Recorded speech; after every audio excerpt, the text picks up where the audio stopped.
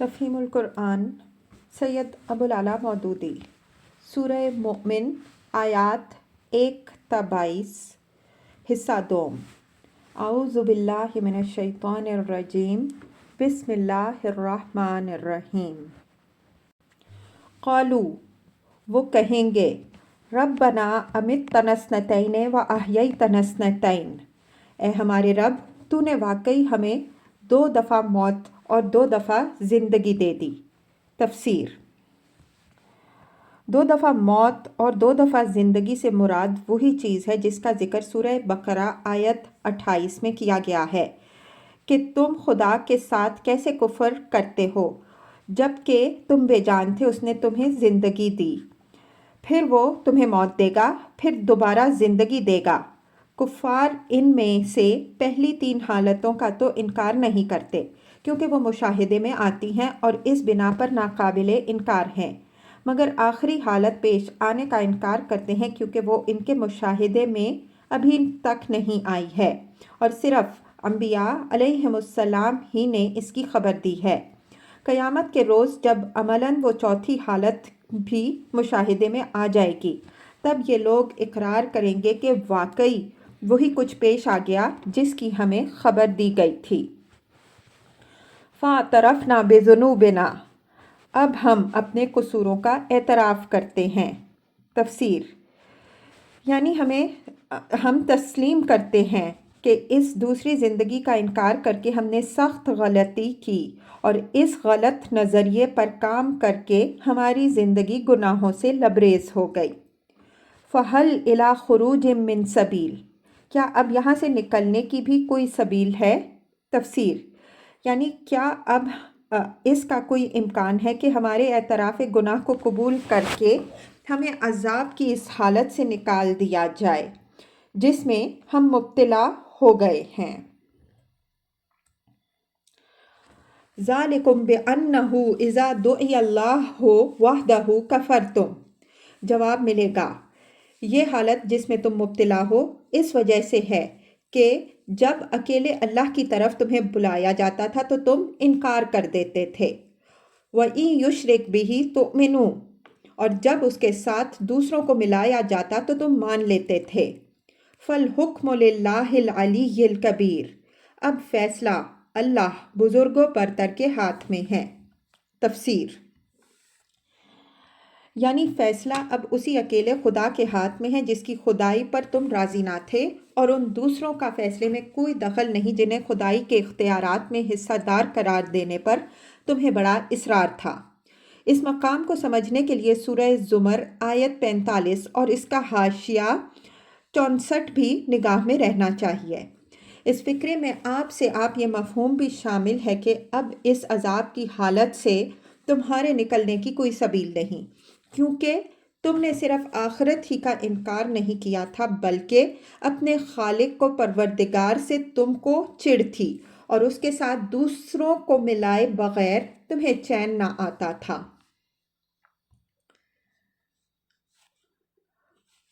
هُوَ الَّذِي يُرِيكُمْ آيَاتِهِ وہی ہے جو تم کو اپنی نشانیاں دکھاتا ہے۔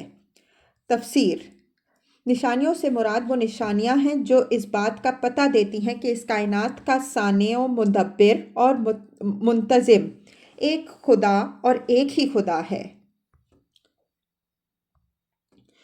وَيُنَزِّلُ لَكُم مِّنَ السَّمَاءِ رِزْقًا اور آسمان سے تمہارے لیے وہ رزق نازل کرتا ہے۔ تفسیر رزق سے مراد یہاں بارش ہے کیونکہ انسان کو جتنی اقسام کے رزق بھی دنیا میں ملتے ہیں ان سب کا مدار آخر کار بارش پر ہے۔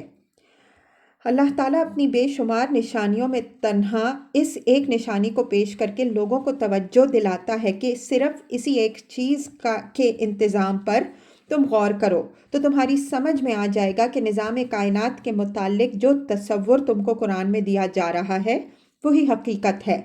یہ انتظام صرف اسی صورت میں قائم ہو سکتا ہے جبکہ زمین اور اس کی مخلوقات اور پانی اور ہوا اور سورج اور حرارت و برودت سب کا خالق ایک ہی خدا ہو، اور یہ انتظام صرف اسی صورت میں لاکھوں کروڑوں برس تک فہم ایک باقاعدگی کے ساتھ چل سکتا ہے، جبکہ وہی ازلی و ابدی خدا اس کو جاری رکھے، اور اس انتظام کو قائم رکھنے والا لازماً ایک حکیم و رحیم پروردگار ہی ہو سکتا ہے، جس نے زمین میں انسان اور حیوانات اور نباتات کو جب پیدا کیا تو ٹھیک ٹھیک ان کی ضروریات کے مطابق پانی میں بھی بنایا، اور پھر اس پانی کو باقاعدگی کے ساتھ روئے زمین پر پہنچانے اور پھیلانے کے لیے یہ حیرت انگیز انتظامات کیے۔ اب اس شخص سے زیادہ ظالم کون ہو سکتا ہے جو یہ سب کچھ دیکھ کر بھی خدا کا انکار کرے یا اس کے ساتھ کچھ دوسری ہستیوں کو خدائی میں شریک ٹھہرائے۔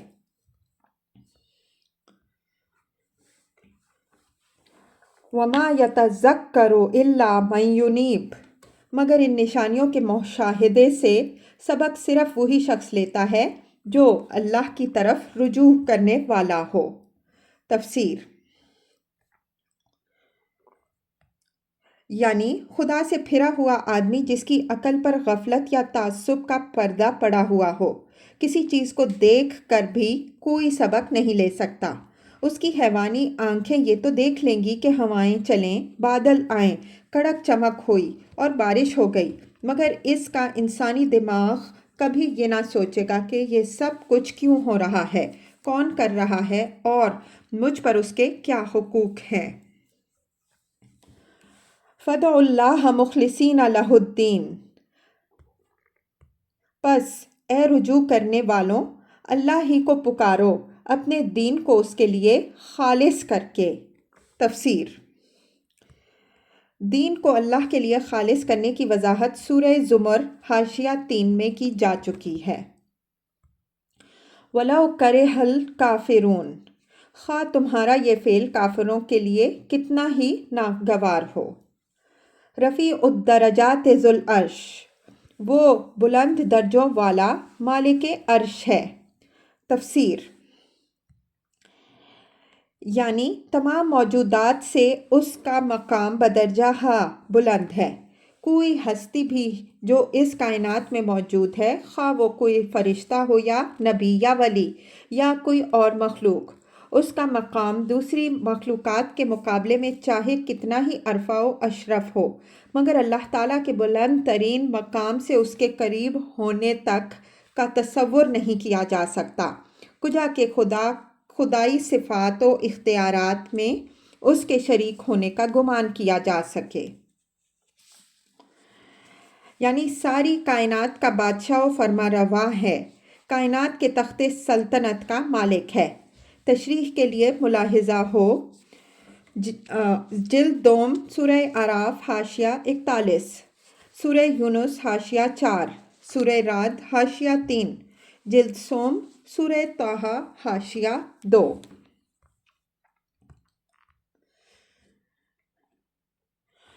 یلقی الروح من امرہ علی من یشاء من عبادہ، اپنے بندوں میں سے جس پر چاہتا ہے اپنے حکم سے روح نازل کرتا ہے۔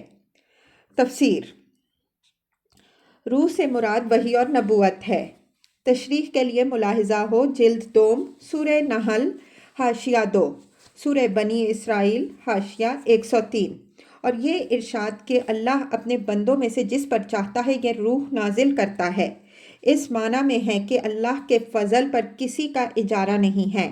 جس طرح کوئی شخص یہ اعتراض کرنے کا حق نہیں رکھتا کہ فلاں شخص کو حسن کیوں دیا گیا ہے، فلاں شخص کو حافظہ یا ذہانت کی غیر معمولی قوت کیوں عطا کی گئی ہے، اسی طرح کسی کو یہ اعتراض کرنے کا بھی حق نہیں ہے کہ منصب نبوت کے لیے فلاں شخص ہی کو کیوں چنا گیا اور جسے ہم چاہتے تھے اسے کیوں نہ نبی بنایا گیا۔ لِيُنذِرَ يَوْمَ الطَّلَاقِ، تاکہ وہ ملاقات کے دن سے خبردار کر دے۔ تفسیر: یعنی جس روز تمام انسان اور جن اور شیاطین بیک وقت اپنے رب کے سامنے جمع ہوں گے اور ان کے اعمال کے سارے گواہ بھی حاضر ہوں گے۔ یوم ہم بارزون لا یخفی علی اللہ منہم شیء، وہ دن جب کہ سب لوگ بے پردہ ہوں گے، اللہ سے ان کی کوئی بات بھی چھپی ہوئی نہ ہوگی۔ لمن الملک اليوم، اس روز پکار کے پوچھا جائے گا آج بادشاہی کس کی ہے۔ تفسیر، یعنی دنیا میں تو بہت سے برخود غلط لوگ اپنی بادشاہی اور جباری کے ڈنکے پیٹتے رہے اور بہت سے احمق ان کی بادشاہیاں اور کبریائیاں مانتے رہے۔ اب بتاؤ کہ بادشاہی فی الواقع کس کی ہے، اختیارات کا اصل مالک کون ہے اور حکم کس کا چلتا ہے۔ یہ ایسا مضمون ہے جسے اگر کوئی شخص گوش ہوش سے سنے تو خواہ وہ کتنا بڑا بادشاہ یا آمر مطلق بنا بیٹھا ہو، اس کا زہرہ آب ہو جائے اور ساری جباریت کی ہوا اس کے دماغ سے نکل جائے۔ اس موقع پر تاریخ کا یہ واقعہ قابل ذکر ہے کہ سامانی خاندان کا فرمانروا نصر بن احمد جب نیشاپور میں داخل ہوا تو اس نے ایک دربار منعقد کیا اور تخت پر بیٹھنے کے بعد فرمائش کی کہ کارروائی کی افتتاح قرآن مجید کی تلاوت سے ہو۔ یہ سن کر ایک بزرگ آگے بڑھے اور انہوں نے یہی رکوع تلاوت کیا۔ جس وقت وہ اس آیت پر پہنچے تو نصر پر ہیبت طاری ہو گئی، لرزتا ہوا تخت سے اترا، تاج سر سے اتار کر سجدے میں گر گیا اور بولا، اے رب، بادشاہی تیری ہی ہے نہ کہ میری۔ للہ الواحد القہار، سارا عالم پکار اٹھے گا اللہ واحد قہار کی۔ الیوم تجزی کل نفس بما کسبت، کہا جائے گا آج ہر متنفس کو اس کمائی کا بدلہ دیا جائے گا جو اس نے کی تھی۔ لا ظلم الیوم، آج کسی پر کوئی ظلم نہ ہوگا۔ تفسیر، یعنی کسی نوعیت کا ظلم بھی نہ ہوگا۔ واضح رہے کہ جزا کے معاملے میں ظلم کی کئی صورتیں ہو سکتی ہیں۔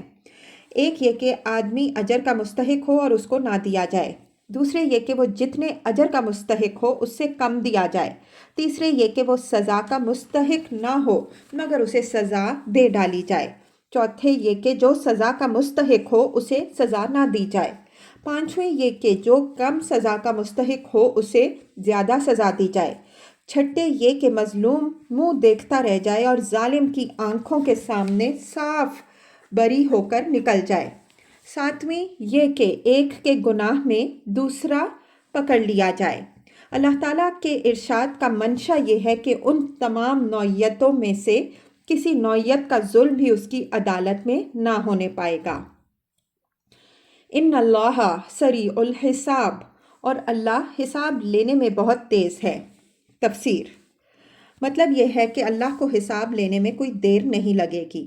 وہ جس طرح کائنات کی ہر مخلوق کو بیک وقت رزق دے رہا ہے اور کسی کی رزق رسانی کے انتظام میں اس کو ایسی مشغولیت نہیں ہوتی کہ دوسروں کو رزق دینے کی اسے فرصت نہ ملے، وہ جس طرح کائنات کی ہر چیز کو بیک وقت دیکھ رہا ہے، ساری آوازوں کو بیک وقت سن رہا ہے، تمام چھوٹے سے چھوٹے اور بڑے سے بڑے معاملات کی بیک وقت تدبیر کر رہا ہے، اور کوئی چیز اس کی توجہ کو اس طرح جذب نہیں کر لیتی کہ اسی وقت وہ دوسری چیزوں کی طرف توجہ نہ کر سکے۔ اسی طرح وہ ہر فرد کا بیک وقت محاسبہ بھی کرے گا اور ایک مقدمے کی سماعت کرنے میں اسے ایسی مشغولیت لاحق نہ ہوگی کہ اسی وقت دوسرے بے شمار مقدمات کی سماعت نہ کر سکے۔ پھر اس کی عدالت میں اس بنا پر بھی کوئی تاخیر نہ ہوگی کہ واقعات مقدمہ کی تحقیق اور اس کے لیے شہادتیں فراہم ہونے میں وہاں کوئی مشکل پیش آئے گی۔ حاکم عدالت براہ راست خود تمام حقائق سے واقف ہوگا، ہر فریق مقدمہ اس کے سامنے بالکل بے نقاب ہوگا اور واقعات کی کھلی ناقابل انکار شہادتیں چھوٹی سے چھوٹی جزئی تفصیلات تک کے ساتھ بلا تاخیر پیش ہو جائیں گی، اس لیے ہر مقدمے کا فیصلہ جھٹ پٹ ہو جائے گا۔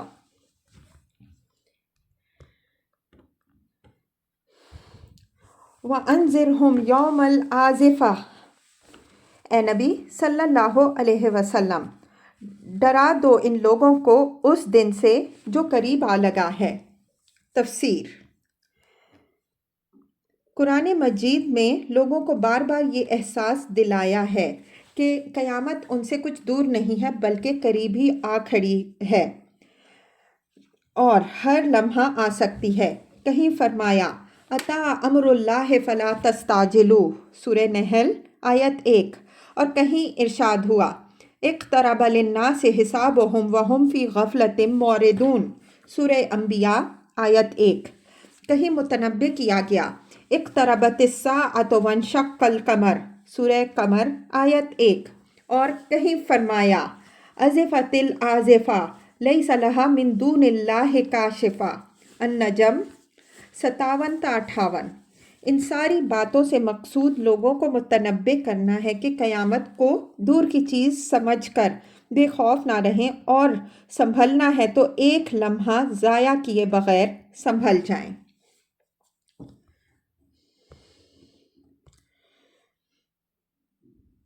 اذ القلوب لدی الحناجر کاظمین، جب کلیجے منہ کو آ رہے ہوں گے، ما للظالمین من حمیم ولا شفیع یطاع، اور لوگ چپ چاپ غم کے گھونٹ پیے کھڑے ہوں گے، ظالموں کا نہ کوئی مشفق دوست ہوگا اور نہ کوئی شفیع جس کی بات مانی جا سکے۔ تفسیر۔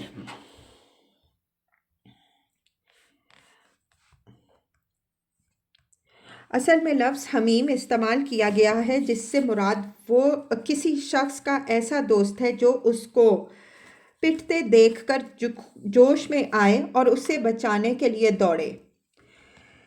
یہ بات برسبیل تنزل کفار کے عقیدہ شفاعت کی تردید کرتے ہوئے فرمائی گئی ہے۔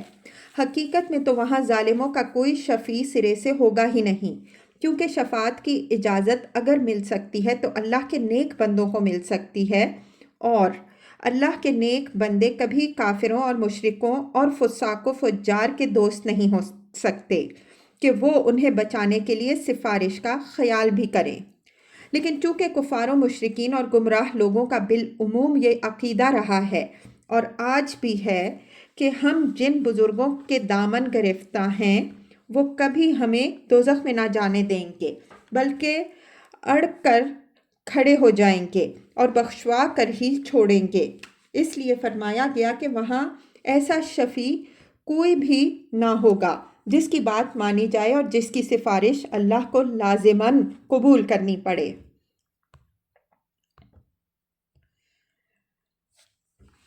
یعلم خائنۃ الاعین، اللہ نگاہوں کی چوری سے واقف ہے۔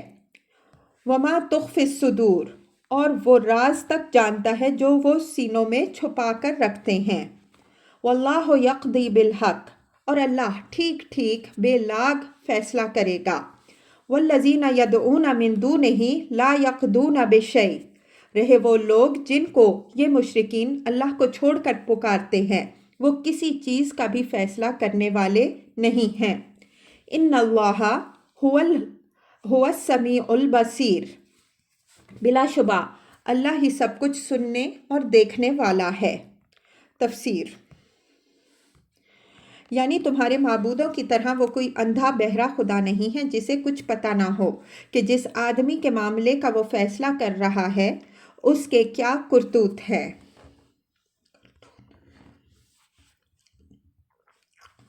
اولم یسیروا فی الارض فینظروا کیف کان عاقبۃ الذین کانوا من قبلہم، کیا یہ لوگ کبھی زمین میں چلے پھرے نہیں کہ انہیں ان لوگوں کا انجام نظر آتا جو ان سے پہلے گزر چکے تھے۔ کانوا ہم اشد منہم قوۃ، وہ ان سے زیادہ طاقتور تھے، وآثارا فی الارض، اور ان سے زیادہ زبردست آثار زمین میں چھوڑ گئے ہیں۔ فَأَخَذَهُمُ اللَّهُ بِذُنُوبِهِمْ، مگر اللہ نے ان کے گناہوں پر انہیں پکڑ لیا۔ وَمَا كَانَ لَهُم مِّنَ اللَّهِ مِن وَاقٍ، اور ان کو اللہ سے بچانے والا کوئی نہ تھا۔ ذَلِكَ بِأَنَّهُمْ كَانَتْ تَأْتِيهِمْ رُسُلُهُم بِالْبَيِّنَاتِ، یہ ان کا انجام اس لیے ہوا کہ ان کے پاس ان کے رسول بینات لے کر آئے۔ تفسیر۔ بینات سے مراد تین چیزیں ہیں۔ ایک ایسی نمایاں علامات و نشانیاں جو ان کے مامور من اللہ ہونے پر شاہد تھیں، دوسرے ایسی روشن دلیلیں جو ان کے پیش کردہ تعلیم کے حق ہونے کا ثبوت دے رہی تھیں، تیسرے زندگی کے مسائل و معاملات کے متعلق ایسی واضح ہدایات جنہیں دیکھ کر ہر معقول آدمی یہ جان سکتا تھا کہ ایسی پاکیزہ تعلیم کوئی جھوٹا خود غرض آدمی نہیں دے سکتا۔ فَكَفَرُوا، اور انہوں نے ماننے سے انکار کر دیا۔ فَأَخَذَهُمُ اللَّهُ، آخر کار اللہ نے ان کو پکڑ لیا۔ إِنَّهُ قَوِيٌّ شَدِيدُ الْعِقَابِ، یقیناً وہ بڑی قوت والا اور سزا دینے میں بہت سخت ہے۔